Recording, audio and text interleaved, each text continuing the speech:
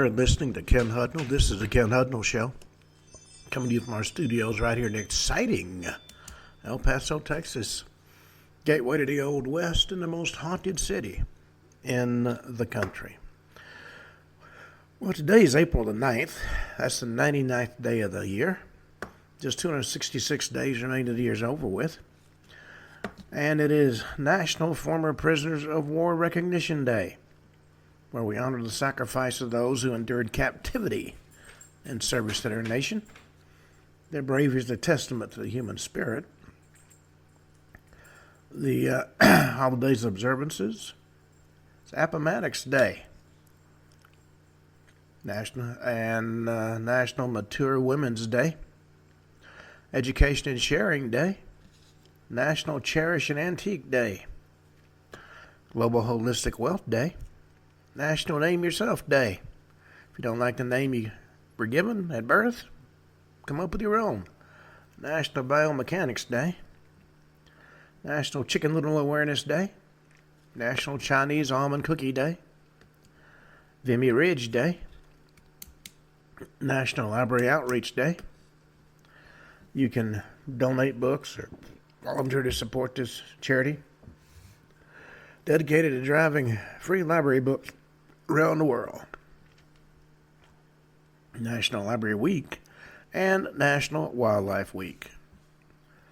Alrighty, let's see what's in the news. Well, President Trump has put the GOP rebels on notice. They've broken ranks to back efforts to stop his tariffs. Vice President Vance has slammed a longtime Republican leader and that was McConnell, who voted against Trump's Pentagon nominee. He was the only Republican to vote against confirming Elbridge Colby. Trump Treasury Secretary has blasted China's tariff play.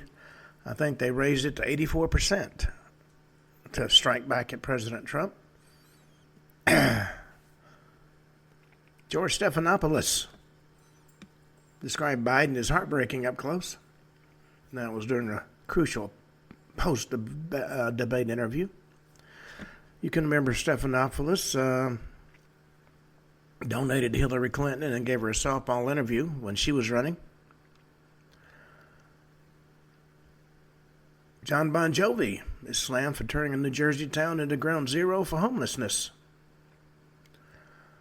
He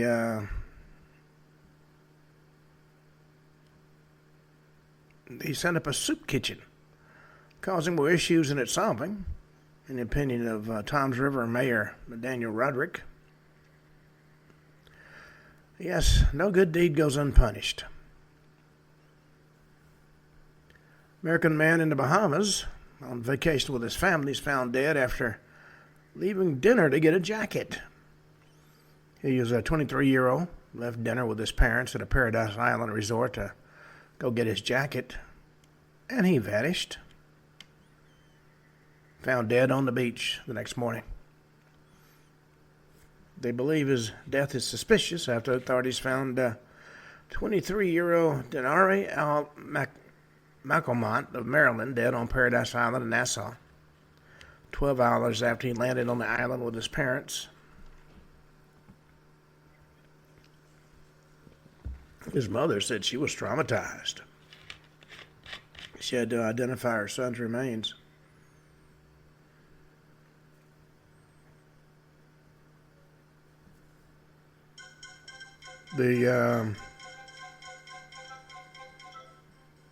Jasmine Crockett's at it again. She suggests the U.S. needs illegal immigrants because we done picking cotton. I doubt that woman has picked a bowl of cotton in her life. The GOP Senator Kennedy has come up with a strategy to deal with Representative Alexandria Ocasio-Cortez, or AOC as she prefers to be known. She has to stick her mouth into everything that goes on, and I have not seen a single picture of her since she was elected where her mouth isn't open.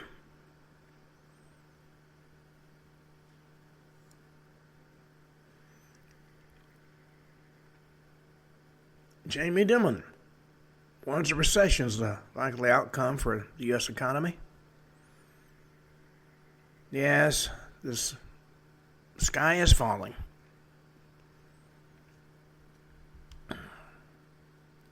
Washington Post columnist describes the tumult while ripping colleagues in a hyperbolic memoir. He says the editor robbed him of his humanity.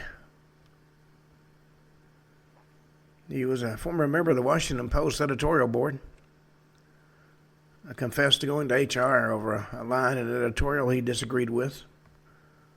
Yes, you do it my way or I'm going to complain.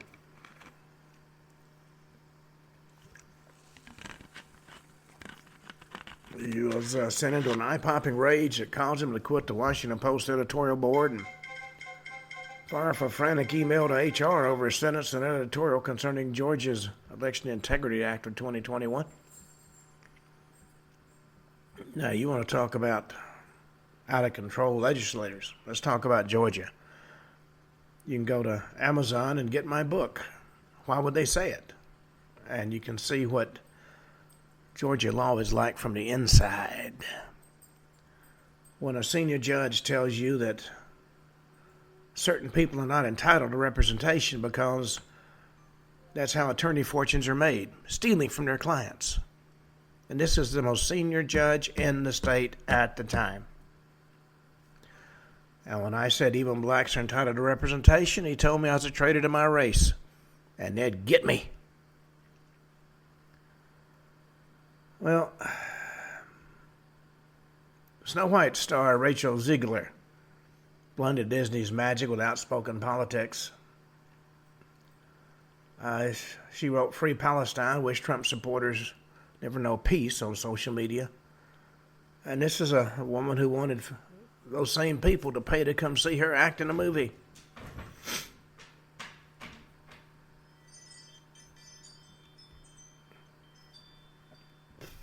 Well, it turns out, according to a lot of authors coming forward now, Biden's decline was worse than anybody imagined. But for the good of the country, it had to be covered up. Federal judge has ruled that the White House Associated Press ban is unconstitutional. He called it viewpoint discrimination. The Associated Press has been banned from the Oval Office events after it refused to use the term Gulf of America. The U.S. District Judge Trevor McFadden, a Trump appointee, said the White House acted against the First Amendment, which prohibits discrimination based on viewpoints, but blocking a longtime publication's access over its refusal to use the term Gulf of America. Now, everybody has their opinion.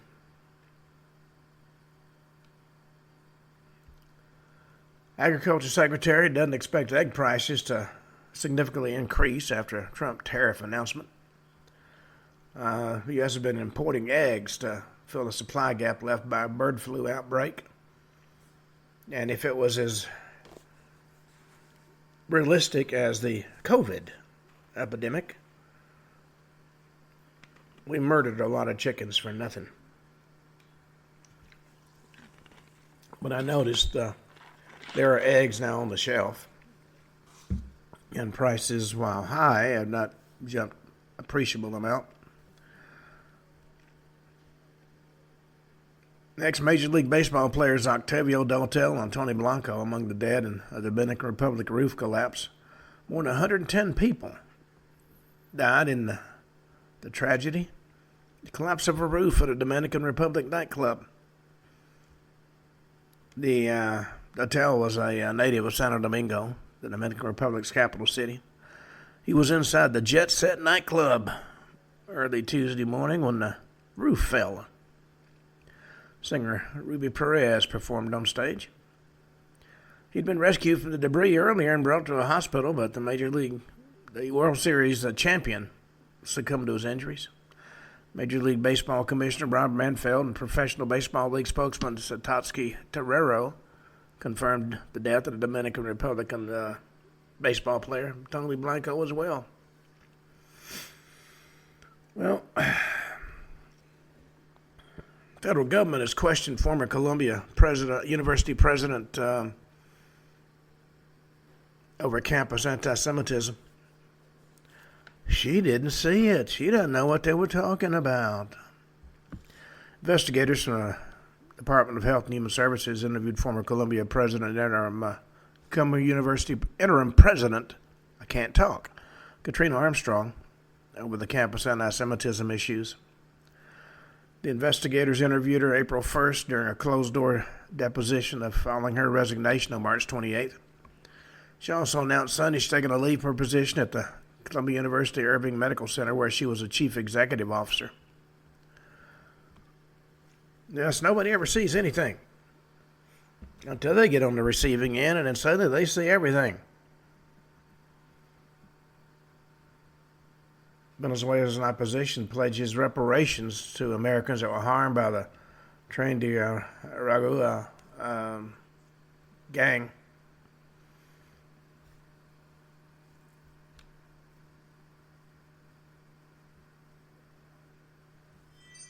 Apparently, King Charles and Queen Camilla have an unconventional bedroom arrangement.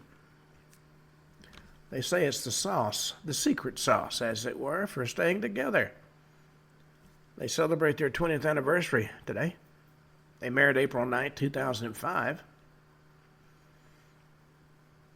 They sleep not just in separate bedrooms, but in separate houses. Federal judge has blocked Biden nursing home staffing mandates. American Healthcare Association celebrates a victory, calls on Congress to act. A federal judge in Texas threw out a national mandate on nursing home staffing. This dates back to the Biden era. And the rule would have required them to add nurses to meet minimum staffing to patient ratios. According to the Center for Medicare and Medicaid Services, the agency lacks authority to eliminate consideration of a facility's nursing needs when prescribing minimum staffing standards.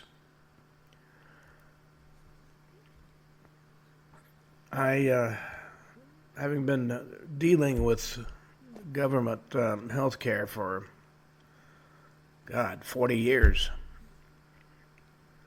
sometimes the left hand doesn't talk to the right hand. Well, let's see. New study says chewing gum may release thousands of microplastics into the saliva. And everybody's suddenly anti-plastic. The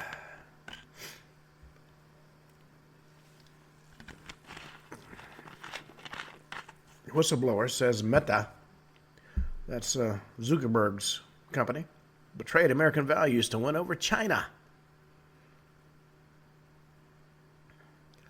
There's supposedly been a major discovery made by Doge about criminality among some of the elite and elected officials. Hopefully they'll release all that information shortly. Biden administration held private talks with Beijing about Chinese spy balloons ahead of notifying the public, according to whistleblowers. Biden was, and Blinken was worried the balloon's publicity would undercut relations with China. What's a little spying among friends?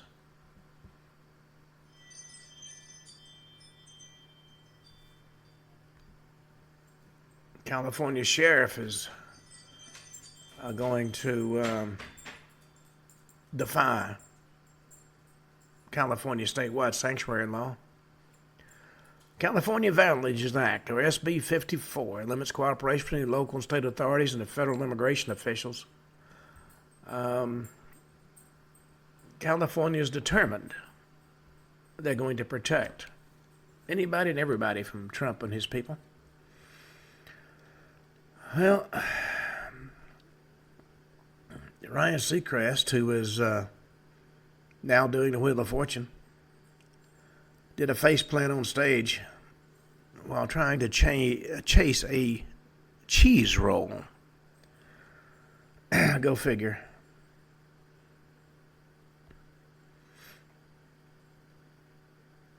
Well,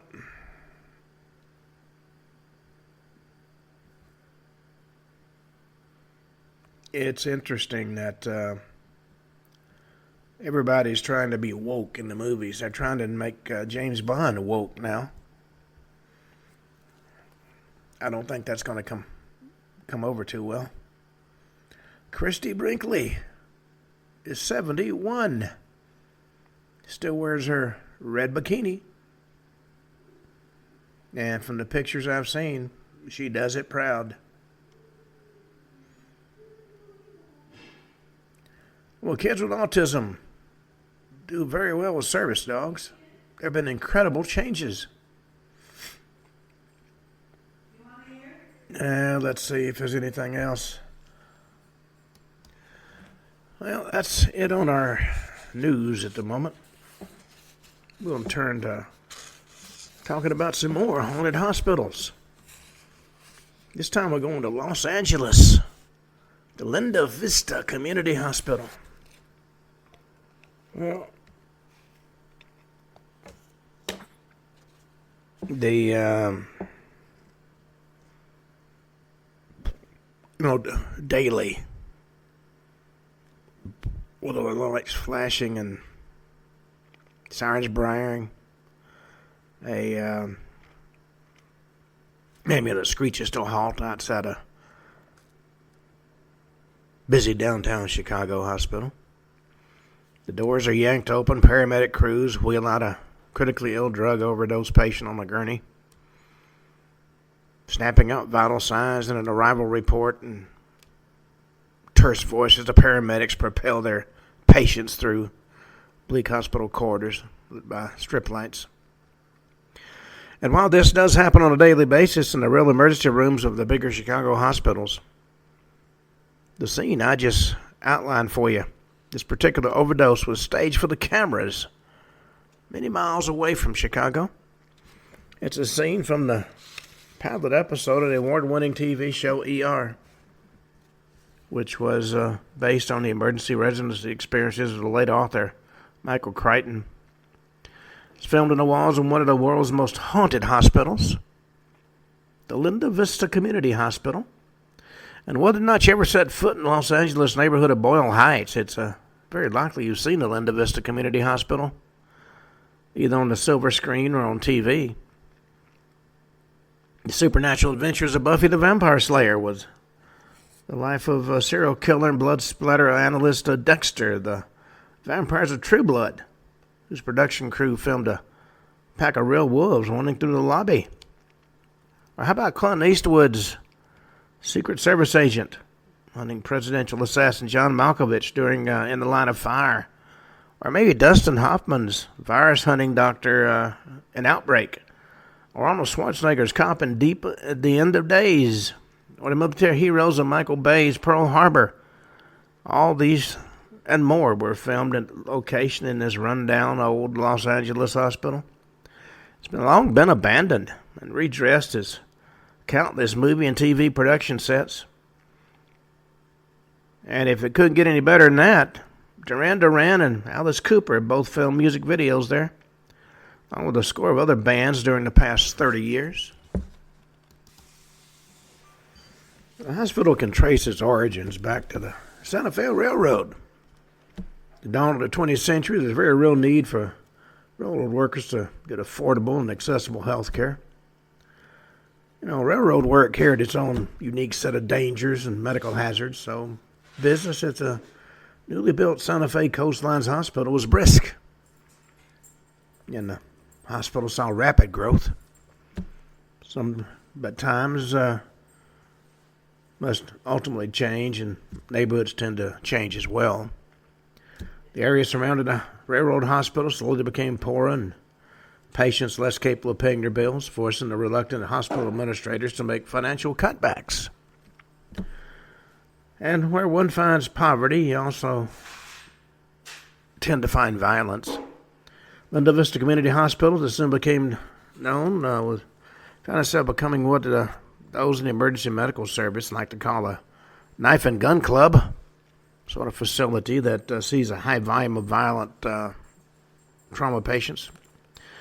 Victims of shootings, stabbings, and other violent crimes became the new norm as the city of Los Angeles was caught up in the grips of a bloody gang war.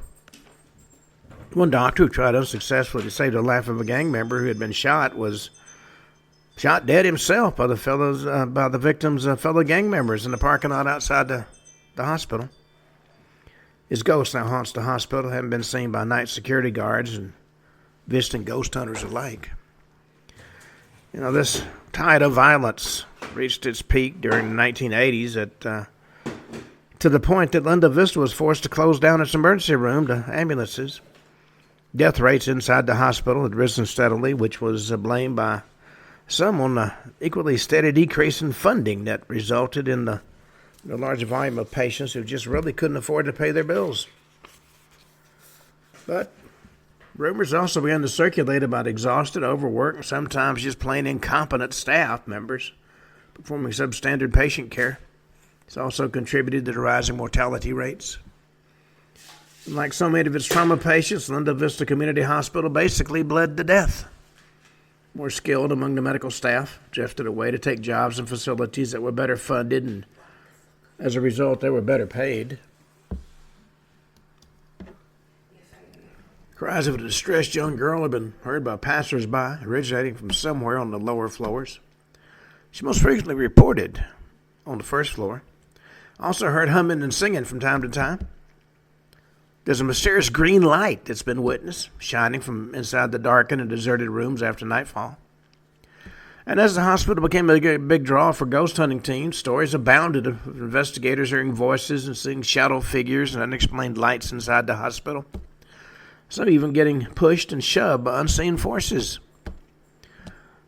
Marcus Lindsay and Claire Benavides, co-founders of the research team Paranormal EXP, conducted their own investigation at the Linda Vista Community Hospital in November of 2010. And although they'd visited that ramshackle old place the year before, they'd done little more than explore the nooks and crannies on the first floor on the first occasion. This time, no, they planned to investigate in earnest. Beginning their vigil on the third floor of the long-abandoned building, they were almost immediately surprised by a loud bang that seemed to originate in a wall somewhere behind them in the hallway. They tried to locate the source, but they couldn't do it. They didn't hear anything similar on any other investigation at the Linda Vista. Never did figure out what caused the bang. When Marcus later said, during their first visit to Linda Vista, the place felt very intimidating, and it made them all feel uneasy. He said, our mind played tricks on our eyes, definitely deceived us. But once you get the feel for the place and know the layout of this humongous building, you start to feel much more relaxed in the environment. But even after the first visit, you still can't help but feel like you're actually not alone there. Audio phenomena continued to follow the team, including the measured tread of footsteps along the corridor, which were heard when Lindsay and Benavides were standing quietly on the third floor nurses station. Displaying a level of bravery a lot of folks would find difficult to summon, the two investigators advanced in the direction of the footsteps, using their flashlights to try to determine who it was, only have the footsteps stop when they approached, leaving nothing more than a dark and creepy corridor filled with more questions than answers. They also captured a number of EVP recordings, some of which were clearer than others. One declared, I'm in here. Another said, been watching you. Well, maybe we're accurate. Some would call it coincidence, and maybe more accurate to say an apparent coincidence plagues the field of paranormal investigation. One night while one of the investigators was attending a charity investigation in the historic mansion in Denver, Colorado, a group of people are conducting experiments with what's known as the spirit box. It's also known as Frank's box, and deference to its creator, Frank Sumpton. generates words from a computer database based on energy levels in the surrounding environment. And it says them out loud in a rather spooky electronic voice. Well, one of the investigators running around in the lobby of this historic old house, chatting with various other investigators and members of the public alike. Finally went over to the small group of people who were using the spirit box, and immediately the spirit box said paramedic. He said he was a little taken back, happened to be a paramedic by profession. And the experimenter seemed equally surprised, saying the readouts from the box had been largely meaningless up to that point. So for several hours, the box made little sense right up until a paramedic stepped within range. Well, according to that old saying, even a stop clock is right twice a day. But even so, it gave everybody involved a chill at just how much of a coincidence that would have to be. Spirit Box go on to make several other equally coincidental exclamations during his years chasing ghosts, such as a case in which a rabbit came up to the window of an old homestead they were investigating, and the Spirit Box immediately said, "Rabbit." You know, sometimes coincidence really doesn't describe the situation. Well, the team from Paranormal EXP underwent a similar experience themselves when they conducted EVP sessions down in the boiler room in Linda Vista. Next to the digital voice recording equipment, which was arranged on the concrete floor and next to a couple of EMF meters, there was an open bottle of water. Well, two investigators, accompanied by a male security guard, are the only living people present in the basement boiler room at the time. In fact, the security guard was the one that suggested leaving the open bottle of water in the room, telling the investigators that for some inexplicable reason, this had led to some very positive results for experimenters in the past. And based on the concept, much invention, nothing gained, they placed the bottle on the ground. Well, nothing was heard by anybody present at the time when that particular stretch of the digital sound file was played back. It seemed they heard an accented female voice distinctly say, "Water." Security guard was more than a little taken back when he was asked what was wrong. He said that voice sounded eerily similar to a female voice he had heard with his own ears on several occasions, speaking to him when he was all alone and patrolling the corridors and rooms within that old abandoned hospital.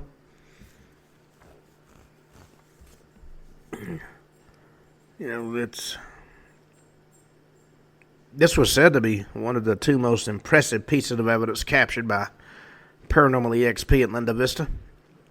An accolade it shares with another EVP that the team recorded down in the underground tunnel. It's the same tunnel which, according to one of the other investigators had managed to capture the apparition of a young girl on camera. The tunnel connects the body of the main hospital to that of the neighboring mental health ward. Down in that tunnel, they managed to catch on tape a voice saying, "Is somebody in here?"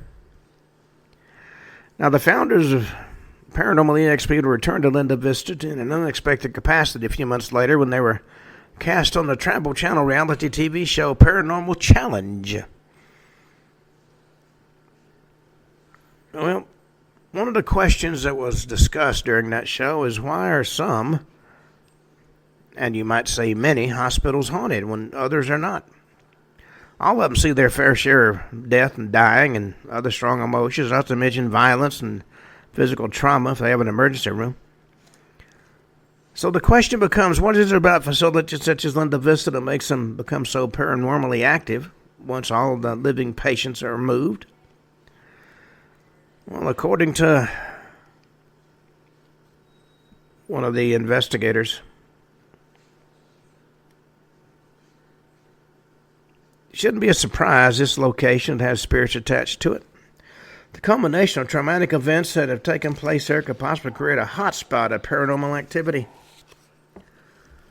Well, the folks at Paranormal EXP would ultimately investigate the old Linda Vista Hospital 6 times in total. And he's still fascinated. They're all still fascinated with the place to this day. 2012 Los Angeles Times article relates two apparently paranormal events that are experienced by long-term Linda Vista caretaker Francis Cordecas. The first involved a faucet, similar to the type that surgeons and nurses and operating room technicians use to wash their hands while scrubbing in prior to surgery. These faucets are controlled by levers, which the person scrubbing in can bump with their knee or thigh in order to turn it on or off. One day he's walking toward a sink containing such a faucet when the water began to flow of its own volition and then turn itself off. Sounds of water flowing in an empty room had been continually reported in Linda Vista, particularly up on the 4th floor. Cordecas' second experience is one that's a little bit more chilling. He felt a small hand, what he described as feeling like his own daughter's hand or that of some similarly small child, taking hold of his own hand. And you're forced to wonder whether this is the spirit of the little girl who's been heard to cry out for help from the 5th floor. Since Linda Vista gained a measure of fame due to its reputation as one of Los Angeles' most haunted buildings, its frequent stints as a horror movie set were interspersed with regular break-ins and acts of vandalism from an array of occultists, wannabe arsonists, and those who were simply seeking an encounter with the supernatural. It must be pointed out that horror movies and TV shows have been very common visitors to this particular site. The Los Angeles Times article reveals an apparition seen by a Hollywood prop master. He'd worked at Linda Vista for 2 months as part of a production crew. He twice witnessed what may have been the apparition of a former hospital employee clad in a white shirt standing by one of the windows. A colleague of hers who happened to be walking past that same spot was certainly overcome by the need to run outside the building and throw up. This may well be the ghostly orderly that many people claim to have encountered, still making his rounds at the hospital long after the last patient's been discharged. Zach Baggins and his Ghost Adventures crew visited the abandoned Linda Vista Hotel during the July of 2009 for the 3rd season of their show, accompanied by fellow paranormal investigators Joe and Rebecca Mendoza. Mendoza's related their experiences of coming into contact with the spirit of a doctor inside the hospital, who Rebecca felt was aggressive and wanted to hurt her. Poking around in the basement, Baggins seemed to be genuinely and understandably disturbed when found ashes inside the grate of the crematorium, along with what may have been the remnants of a human tooth. Ghost Adventures investigation was an extremely active one. They'd been inside the building very little time at all when they found that a chair had somehow rolled itself out into the corridor. Now, I might point out this particular chair has a history of doing that. Auditory activity has also been recorded several times. Investigator Aaron Goodwin heard what he believed was a disembodied voice telling him, "Ready or not, here I come." Sound of a male voice, actual words indistinct and impossible to make out, was recorded in an empty corridor. Knocks and moans were picked up during the lights out portion of the lockdown. What cameraman Nick Groff first thought may be a growl sounded more like the Darth Vader breathing of a person on a ventilator when the footage is played back. And finally, there's the distant sound of a voice that cries out, "Don't leave me." And those that heard it said it was haunting in every sense of the word. Well, Linda Vista had 2 trauma rooms, specialist emergency areas where teams of surgeons and nurses and technicians fight to save the lives of critical patients who are bleeding to death or otherwise dying from horrific traumatic injuries. As the Ghost Adventures crew, lead was interviewing some fellow ghost hunters inside one of the trauma rooms, a bizarre humming sound was followed after each question was asked, as though an unseen presence was attempting to answer on their behalf. And this humming sound has been reported by a number of other paranormal investigators inside those same trauma bays.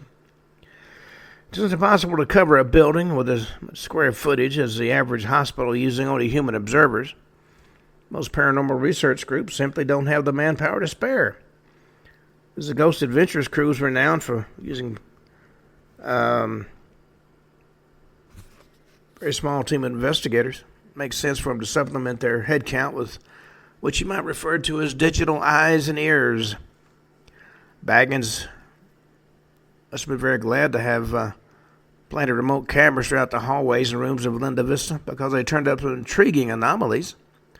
Circular light anomaly, too big to be a dust particle, weaving its way down a deserted hallway before finally disappearing in plain sight, and a white mist passing through the side wall of one corridor, which Baggins believed to be the form of a 6-foot-tall human figure. Well, Baggins is also well known for his attempts to bring about paranormal activity by provoking the spirits when on location.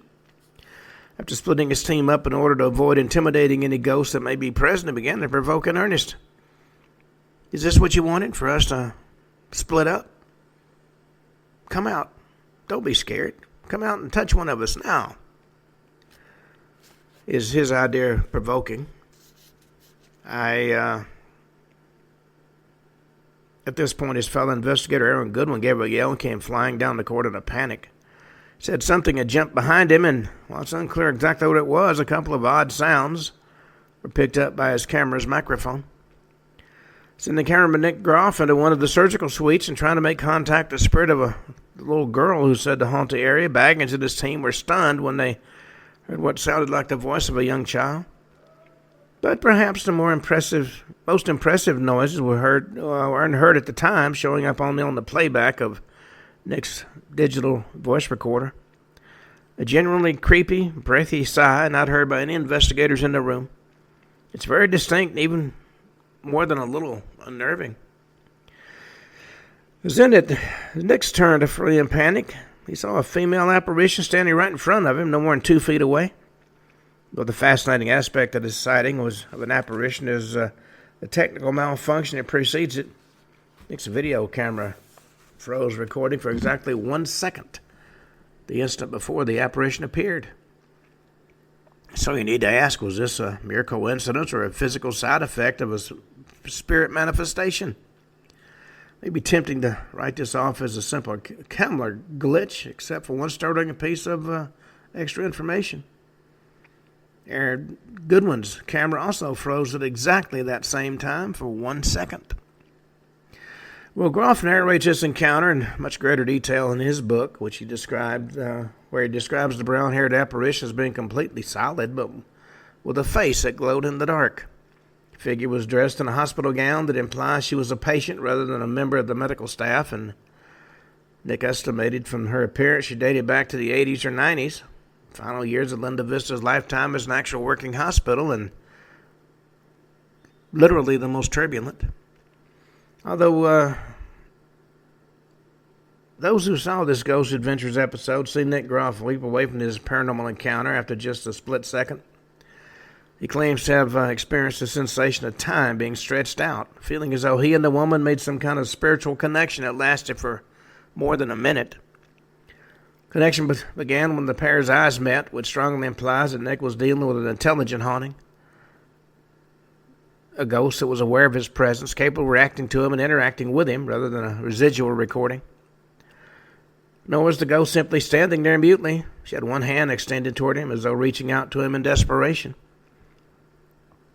Afterwards, Nick confessed to being absolutely terrified when this all took place, and the fear is very apparent in that segment of the TV show that was aired.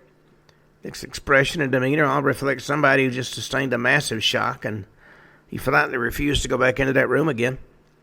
An hour later, the closest he was able to force himself to get to was to stand just outside the surgical room, peeking into the dark interior. The sound of something being dragged across the floor caused him to flee, and never did go back into that room again. Well, Groff is frank about the aftermath of this sighting. The fact that he had seen the woman's glowing face every time he closed his eyes for days after the incident speaks volumes about the intensity of this paranormal encounter. And Nick credits this as being the single experience that truly opened his mind to the reality of the paranormal. He went so far as to pay a sketch artist to draw the ghostly woman for him. In a very real sense, she went on to haunt him for a long time after that. To cap it all off, the moment after the apparition was sighted and 3 investigators calmed themselves down once again, all 3 heard the sound of a female voice saying thank you. The voice was successfully captured on recording and considered in conjunction with the sighting and camera glitches. Makes for a fascinating piece of evidence. Well, although the outer facade remains every bit as foreboding and distinctive as ever, the interior of the Linda Vista appears to be a very different place today than it was just 5 years ago. It was bought in 2011 by a private company specializing in the development of affordable housing. I can't talk. Aided by a $9 million grant from the government, extensive reconstruction was carried out to convert the troubled old hospital facility into almost 100 individual apartments intended to house senior citizens. Lead, asbestos, and other potentially hazardous material all had to be carefully removed before the structure became safe to live in once more. But as far as we're aware, no effort was made to remove the ghost. So whoever moves in is going to have guests they're not aware of. Well, on that note, we come in this particular segment, we're going to be talking about the St. Thomas Hospital in London in just a moment. Well, if you take a walk through the heart of London, you go past Westminster Abbey and negotiate your way through the throngs of tourists that flock to the British capital every day of the year. You walk past the Houses of Parliament on your right-hand side. And I might point out, if you do it on the hour, you can hear the chimes of Big Ben from the giant clock that is towering high above your head. And you can cross the River Thames by strolling over the historic Westminster Bridge. And it might well be worth your time to take a pause on the bridge itself for a few moments, because it has a reputation for being haunted. It's now firmly entrenched in the folklore of London. Although it only dates back to the 1860s, which is practically modern by the standards of a city as old as London is, this particular spot on the River Thames has been a crossing point for most of the city's long life, going back to the best parts of 2 millennia. In his book, Haunted Waters, the great ghost hunter Elliot O'Donnell, one of the true pioneers in ghost hunting, I might add, writes of Westminster Bridge that, along with the nearby Waterloo Bridge, are well known to be haunted at times. Spectral figures are rumored to be encountered on them in the dead of night and seen leaping from them into the Thames. Suicides from both these bridges are almost nightly occurrences in the early 90s, and according to O'Donnell, more than once he narrowly missed witnessing them. He also talks about a personal experience dating back to 1933 when he was traveling along the River Thames from Greenwich on a ferry boat. Spotted the figure of a woman clothed entirely in black who appeared to have a veiled face. The boat was just approaching Westminster Bridge when, without any warning at all, this mysterious veiled woman turned, took a running jump, and jumped overboard into the icy cold river, vanished without a trace below the surface. Wasting no time in diving into the water after her, he searched in vain for the woman, hoping against hope that she could be rescued from drowning. Well, when he was finally forced to conclude the body had been swept into the depths and accepting a helping hand back onto the ferry boat, he saw the captain of the ferry shaking his head sadly. When he talked to the captain, he said the veiled woman didn't see on his boat before. O'Donnell had no more chance of saving her than the last two men had made that same rescue attempt, because she was the phantom of a young lady who'd killed herself at that very spot, drowned in the dark waters beneath Westminster Bridge. Passing of a phantom boat has also been witnessed at this stretch of the Thames, situated directly alongside the next haunted hospital destination we're going to talk about. The boat is seen sailing quite normally underneath Westminster Bridge. Appears to be fully solid and real to the casual observer, but it never comes out on the other side.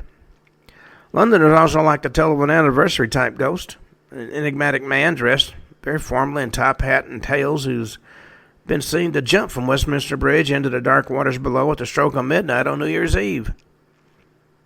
Forced to take this particular piece of haunted history with a grain of salt, though, considering that most of the eyewitnesses are experiencing entirely different types of spirits at the time as the new year rolls around. One probably voiced explanation for this piece of folklore among Londoners is it could be the ghost of Jack the Ripper. He's trying to evade justice for one last time.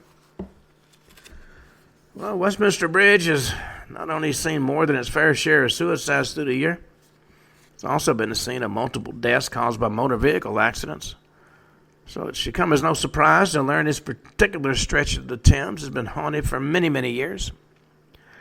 Now that we've taken in the air on Westminster Bridge and learned of its ghost, it's time to cross that bridge and step into the Lambeth district of the city. On the left is the massive London Eye, the huge Ferris wheel that dominates the Thames River's south bank. But if you stick to the opposite side of the street where one of London's oldest hospitals looms, potentially gazing across the river at the House of Parliament, this is a place that has survived everything from the Black Death and Nazi bombs raining down by the Luftwaffe. The original St. Thomas Hospital is believed to date back as far as the 12th century.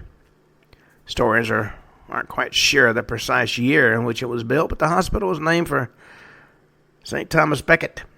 And Becket was made a saint until 1173. He was infamously hacked to death by 4 knights after getting on the bad side of King Henry II, and allegedly said, "Will nobody rid me of this turbulent priest?"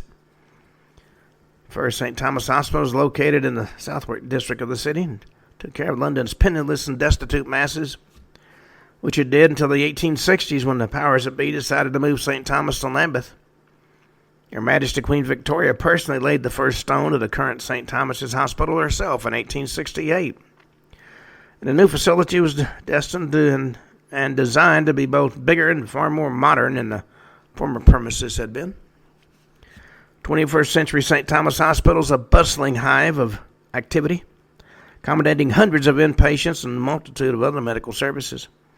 Part of the King's College London School of Medicine, St. Thomas offers clinical experience and education to hundreds of new medical students every year. Operating on the cutting edge of modern medical care, technology, and teaching, this monolith of glass and plastic and steel might seem like a strange place to encounter the spirits of the past. But if you've learned one thing in dealing with the paranormal, it's that wherever there are the dead and the dying, you're also going to find ghosts. Well, many of the doctors and nurses and other medical care providers who work on the wards of St. Thomas have heard of the ghostly gray lady who's haunted that hospital for at least the past 100 years and possibly longer than that. Described by those who've encountered her as being in her early to mid-30s, gets her name from the long-skirted gray nursing uniform of yesteryear that she wears, and usually encountered in the area of Block 8 in the hospital's south wing. It is interesting to note that nurses during the late 19th and early 20th centuries did indeed wear long gray dresses until what we think of as a more traditional nursing uniform became commonplace after the First World War. One of the world's greatest ever ghost hunters, Peter Underwood, collected a significant amount of eyewitness testimony regarding the Gray Lady, much of it recorded and signed off by the doctors and nurses who'd seen her in order to help ensure its validity. 1943, St. Thomas had been hit by bombs dropped by the German Luftwaffe during an air raid. In his book, Haunted London, Peter Underwood recounts the testimony of a hospital employee named Charles Bide, who was cleaning up some of the bomb damage on one of the upper floors in Block 8 when he noticed a figure standing behind him reflected in the glass of a large mirror, which was one of the few left unbroken, I might add. He said she had a good head of hair and her dress was old-fashioned and gray in color, looked ruffled. And he thought to himself she'd probably been lying down, resting after a busy night. As he looked at the figure, he suddenly felt very cold, although he had the distinct impression that she meant no harm. But the coldness grew rapidly. It became intense and penetrating, and he was finally scared. He quite understandably left the room, but according to his wife, he regretted his impulsive act for the rest of his life. He became convinced the ghost lady in gray was trying to convey a message of some kind to him, a message that might offer some way to help free her from whatever torment she seemed to be suffering, one for which he blew his only opportunity to receive. Well, there's one thing that many of the Gray Lady sightings appear to have in common: the sensation of sudden and intense cold, which often seems to accompany her presence. Time and again, throughout the years, it's described as an icy chill that seeps into the marrow of those who see this troubled spirit, are sometimes paralyzed in their tracks till she's either passed them by or disappeared into thin air.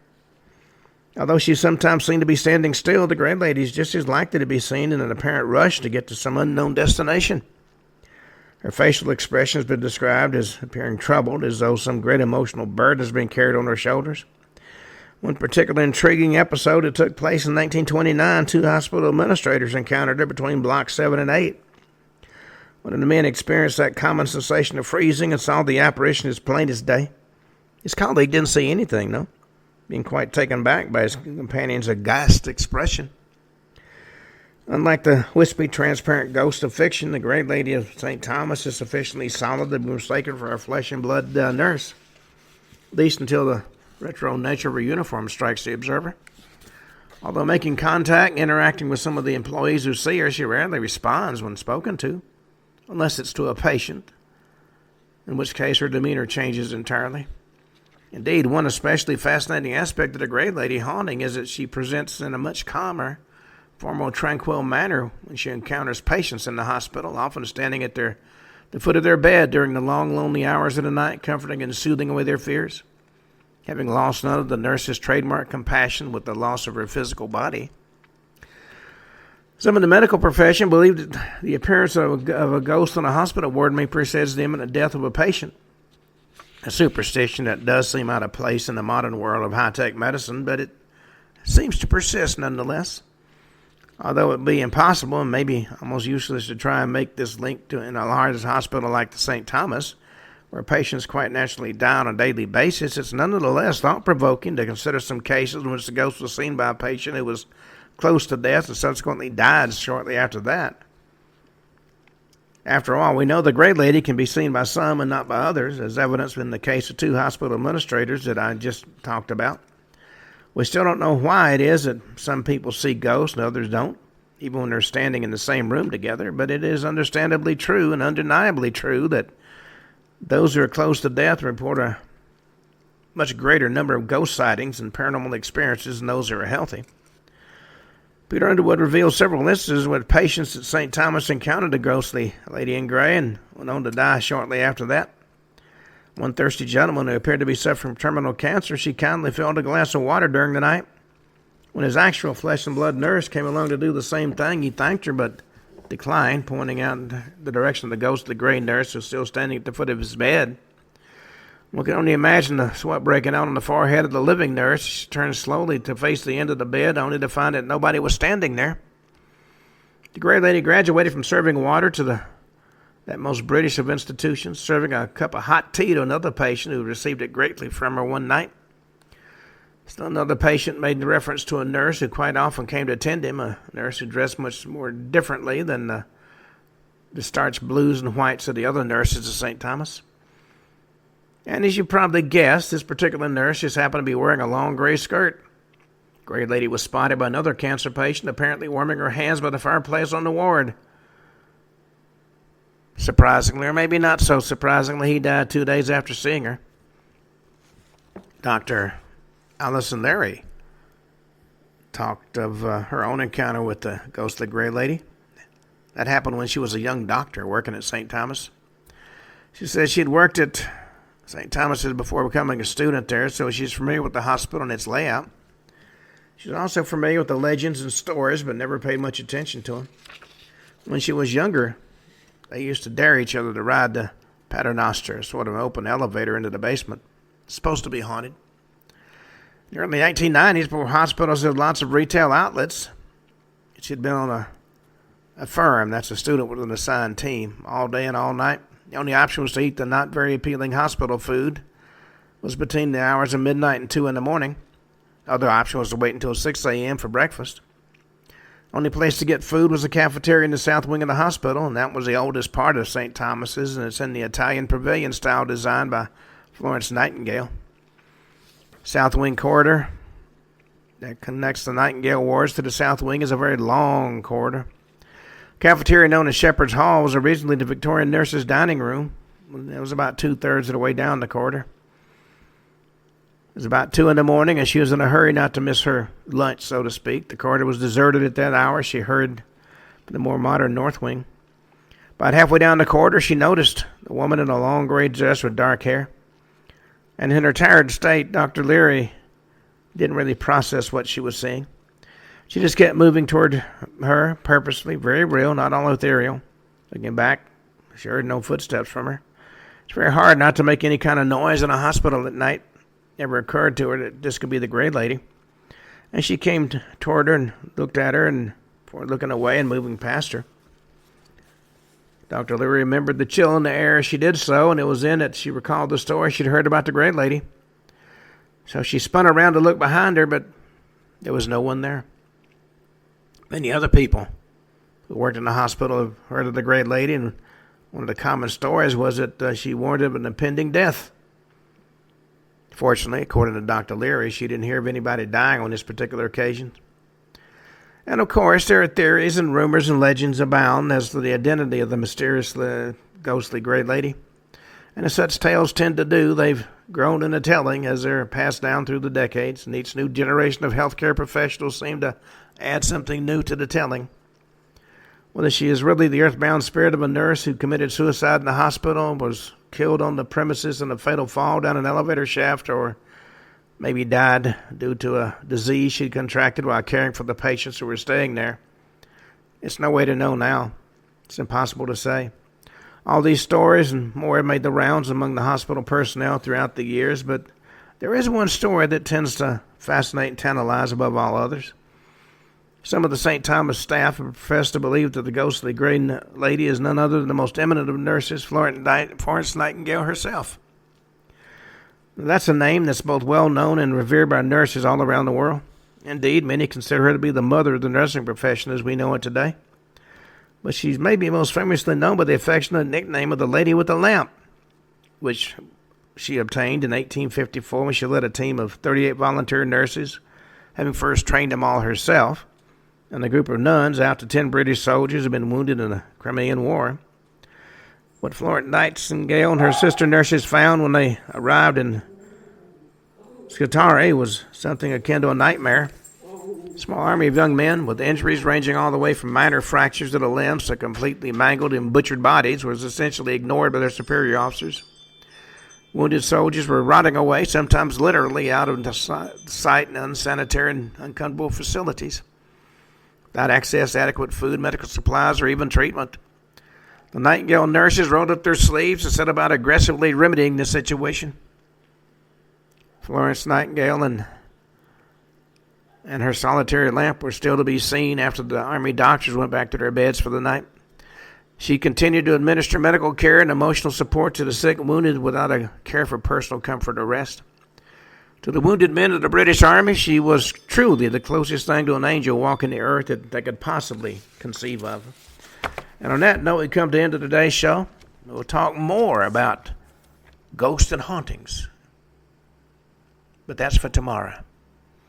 For now, have a great evening.